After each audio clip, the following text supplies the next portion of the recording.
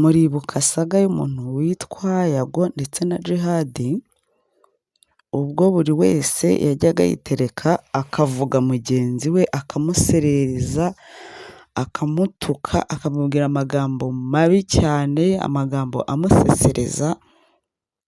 Ibyo rero byageze aho ngaho, ibyo gusezanya hagati yabo bivaho, noneho bakinjira hehe?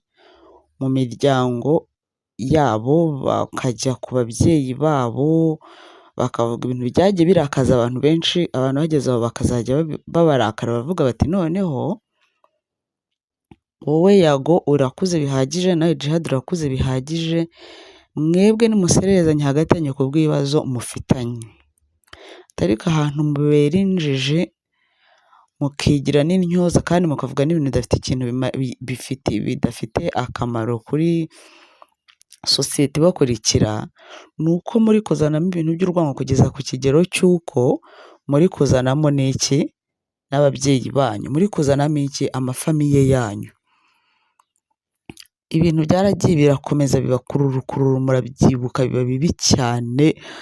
Aba bagabo bombi barasererezanya. So rero umuntu witwa Yago yafashe umwanya we aravuga ati kuva nabaho, kuva nabera, nibwo nicaye nkumva ndabohotse, nsabye imbabazi ndi serieux.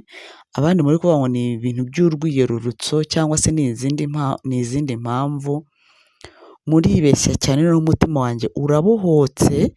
Djihad yarazaga akamvuga, nanjye kwihangana bikananira nk'umuntu, nkaza nkamuvuga.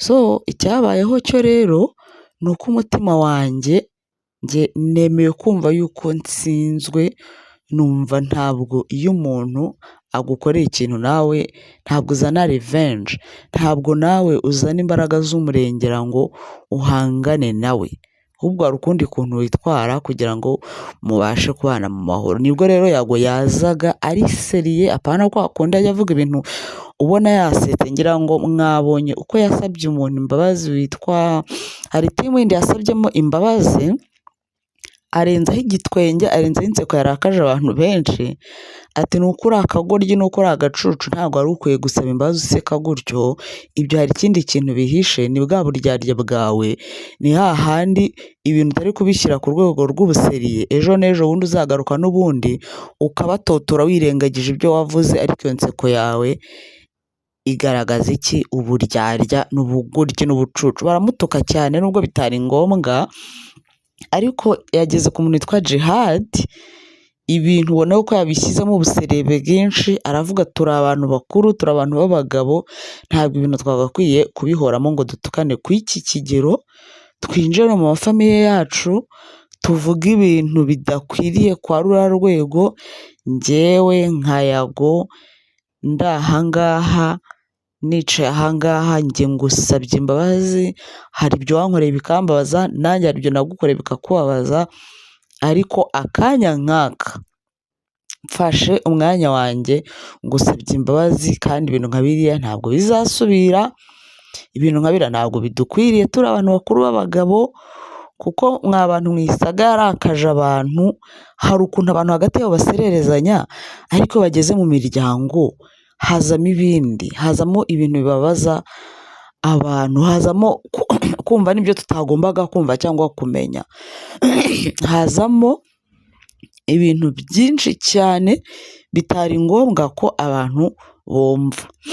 Nuko abandi bakomeza kuvuga yuko Yago uko byagenda kose adashobora gutsinda umuntu witwa Djihad, kuko atamurusha umunwa. Ikindi Djihad akagira abafana benshi cyane bamushyigikira kuruta aba Yago, kuko abantu bakomeza bavuga yuko abitwa ngo big energy ngo bamuvuyeho, ngo kubera ari umugabo w'iki? Ngo w'umunyamatiku. Ati rero ntabwo wari kumutsinda, uteye intambwe nziza yo kumusaba imbabazi, ati kuko ubugabo butisubiraho bubyara ububwa. Abandi baraza baravuga ati ibi bintu byose umaze kubona amafaranga washoye kuri album yawe, studio ni amafaranga, buri kimwe cyose kugira ngo indirimbo ibe produit ifatika yo kujyana yo kumvwa, ni ukuvuga ngo wayishoyeho amafaranga menshi. aravuga ati gufata indirimbo 18 zose ukazikora ntihagire n'umuntu n'umwe wumva indirimbo yawe, alubumu yose ugasanga ifite views zitageze ku bihumbi 10, ugasanga indirimbo yose washyize hanze nta muntu n'umwe uyizi, ati ubwo umajije kubona bikuyobeye, umajije guhomba bya nyabyo, utangiye kuza gusaba uwo wimye, utangiye kuza gusaba imbabazi abantu waje hano ukandagaza ugahimbira iki amakosa, cyangwa se ukavugaho inkuru zitari ngombwa. Abandi baravuga ati iyo aba ari uwo kumusaba imbabazi wagombaga kumuhamagara ntuze kubivuga ahangaha kuri za social media, ati ubwo views zirabuze no mu biganiro, none urashaka kugira ngo naho uharonkere.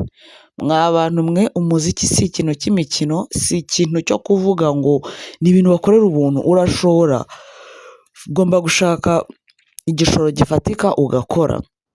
Rero abantu bari kuvuga yuko Yago imiziki ye yamuhombeye, imiziki ye ishobora kuba imupfanye kugeza ku kigero n'ubwo yafashe umuntu witwa Muramira Regis rwose aramutotora, ntabwo abizi neza yuko ari Muramira, kuko yavuze ngo hari Muramira Ngazi ngo umunyamakuru, kandi yaba ari umuhinzi mworozi ntabwo yari bumuvugeho.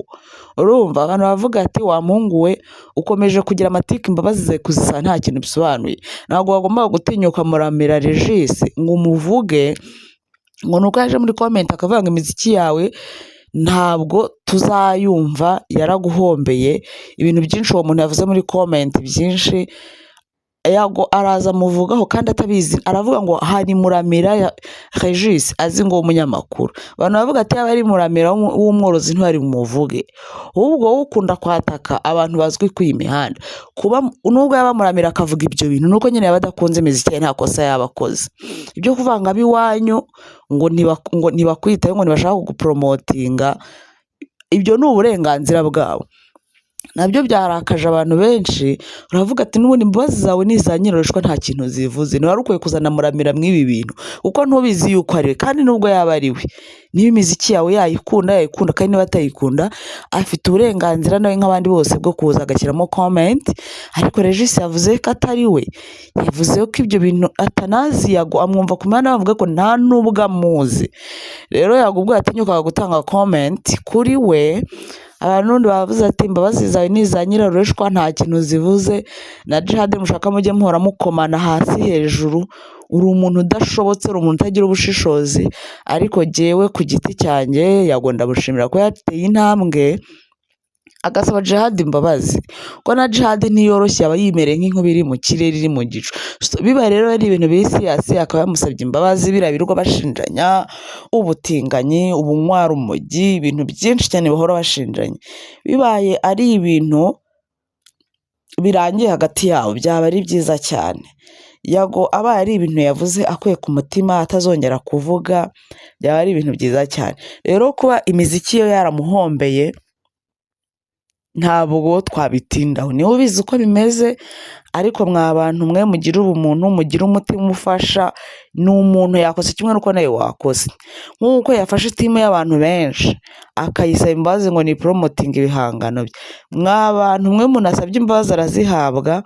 Mu mubabare mwirengagize buri kimwe. Djihad akora kuri radio, n'abandi benshi yagiye avuga, benshi cyane bafite uburyo ki bashobora gupromoting ibihangano bye, aba influencers, aba promoters n'abandi benshi cyane.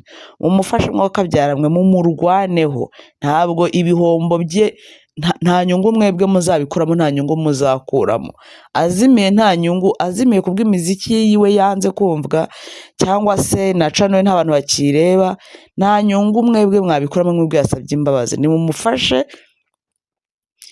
Icyo mwe muzaba mugomba gukora, icyo mwe muzaba musabwa gukora, muzaba mwagikoze imbere y'Imana. Ibizaza nyuma mwebwe Imana izabireba yuko mwagize mute ku mutima wanyu mwera.